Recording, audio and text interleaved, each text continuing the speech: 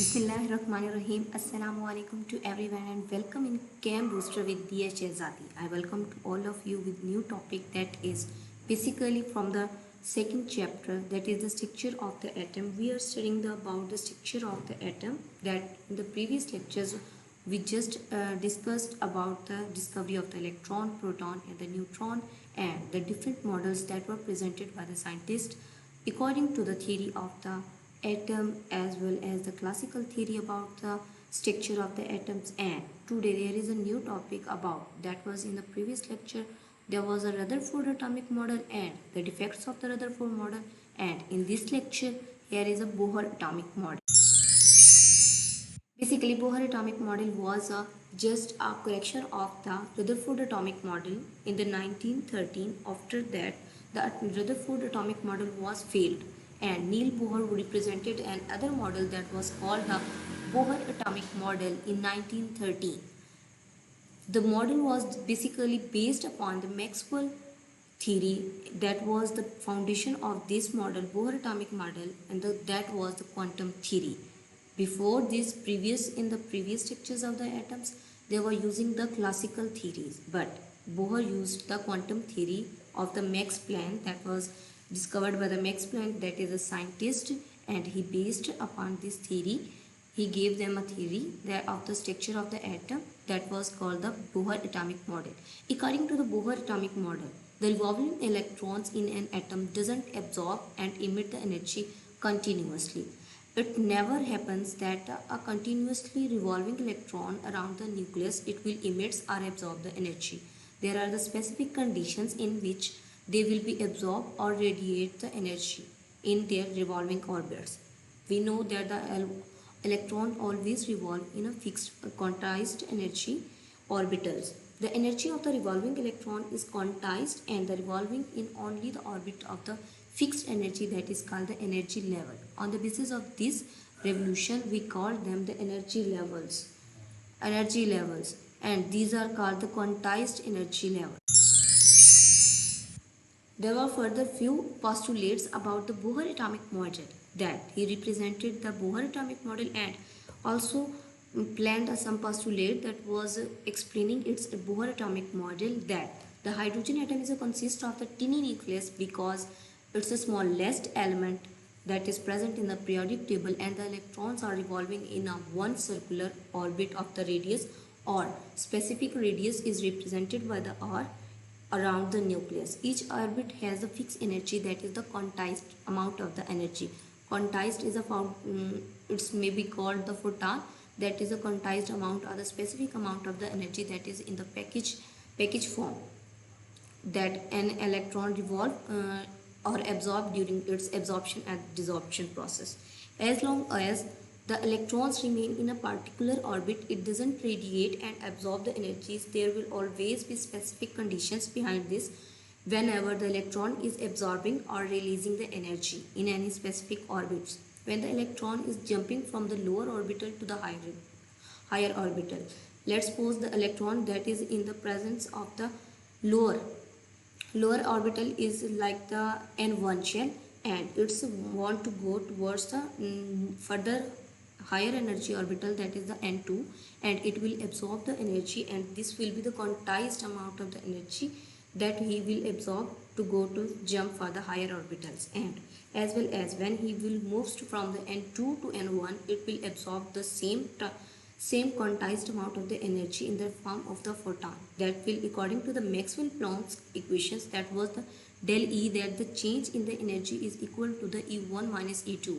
The position 1 and the position 2, initial position to final position, the change in the energy that will occur in the position 1 from position 2, that will be a quantized and the fixed amount, that is the HV. Here the HV, it's a constant, specific constant with a variable. We know the H is a Planck's constant, that is the 6.63 multiplied by 10 to raise power minus 34 joule seconds, and V is a frequency of the light. We know the frequency of the light will be given in the mass per second. The electron can revolve only in orbitals of the fixed angular momentum. That was basically a new theory and a new classical postulate that differentiate it from the classical theory. In the classical theory, there was a no quantized energy, there was no concept of the quantum energy, and there was also no concept about the angular momentum.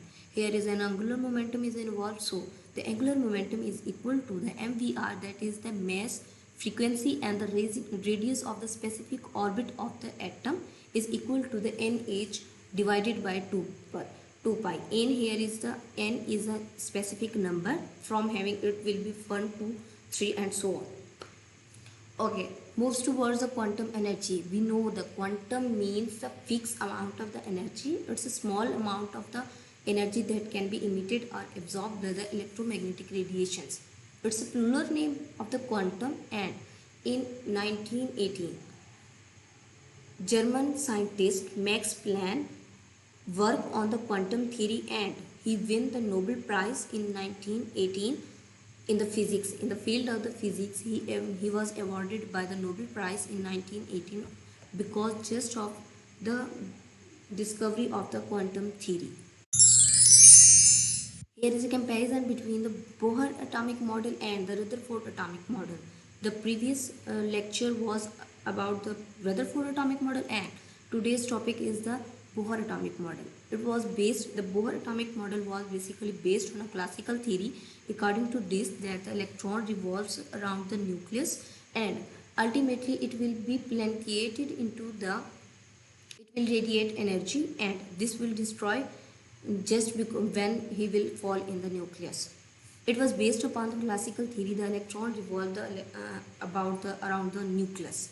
No idea was discovered about the orbit. What is the orbit? That was just say that the electrons are revolving around the nucleus. The revolving electron was not named as the orbitals or the nucleus of the orbital, are specific orbitals of the nucleus, and the atoms should produce a continuous spectrum.